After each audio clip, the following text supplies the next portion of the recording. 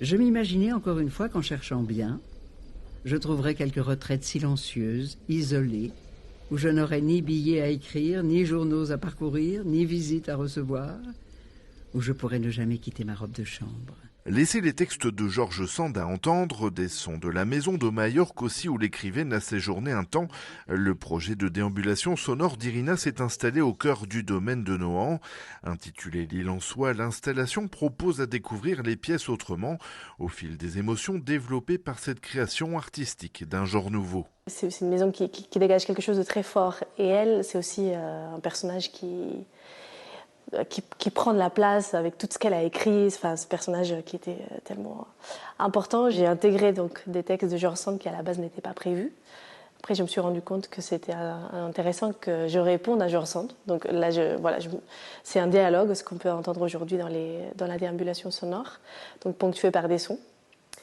Et à la base, j'avais très envie de capter des sons insulaires et les amener dans la maison, donc amener des sons de l'extérieur dans un huis clos, dans un intérieur.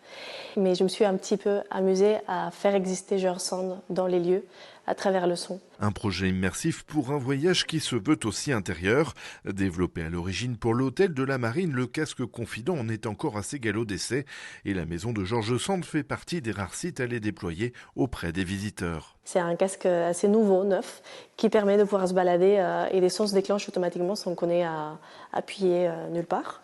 J'avais envie de lier des sons à des espaces en particulier de la maison. Donc c'est pour ça qu'ils se déclenchent en fonction du déplacement de la personne. Mais comme j'ai commencé à travailler avec du texte, j'ai commencé à construire un discours. Et du coup, c'est pour ça que sur le dépliant du projet, il y a un parcours qui est conseillé, qui est suivi d'habitude par les visites guidées. Balises infrarouges, captation et diffusion binaurale pour reproduire au plus près l'écoute naturelle à 360 degrés. Ce dispositif expérimental incite à porter un autre regard sur les lieux. Inscrite dans le cadre du programme artistique Monde Nouveau initié par le ministère de la Culture, cette proposition fait partie des 264 projets retenus à l'échelle nationale. Près de 70 d'entre eux sont portés par des sites du Centre des Monuments Nationaux. C'est aussi nos missions justement d'ouvrir à tous et de permettre d'avoir un accès différent suivant aussi ses propres goûts, ses propres envies, d'avoir justement, de partir à la découverte de ces monuments.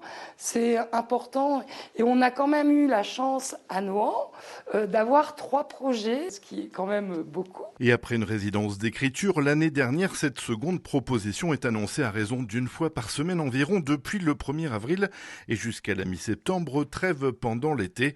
Le prochain rendez-vous est fixé ce dimanche 16 avril à 17h15. Le 3e projet de création, quant à lui autour du théâtre de marionnettes, a débuté mardi par une résidence et proposera une restitution ce samedi 15 avril à 15h.